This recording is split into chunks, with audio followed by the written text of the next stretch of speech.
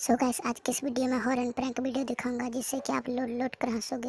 दो लड़का पटरी के ऊपर से मोबाइल देखते हुए जा रहा होता है और एक लड़का पीछे से आकर हॉर्न बजा देता है। दोनों लड़का का डर का मारे उसका पतलून गीली हो जाता है। फिर कैमरा के सामने देखता है तो हंसने लगता है। एक अंकल तालाब के पास शांति से बैठे रहते हैं। एक लड़का पीछे से आकर हॉर्न बजा देता है। भाई अंकल को तो शांति से बैठने भी नहीं देते। दो लड़का रेलवे स्टेशन पे बैठा रहता है और एक लड़का पीछे से आकर हॉर्न बजा देता है। फिर वो दोनों लड़का डर के मारे नीचे कूद जाता है। दोनों लड़का इधर उधर देखता है तो कुछ नहीं रहता है। गैस, तीनों वीडियो में से कौन सा वीडियो अच्छा लगा कमेंट में जरूर। आप अपनी मम्मी से प्यार करते तो वीडियो को लाइक करना, चैनल को सब्सक्राइब करना।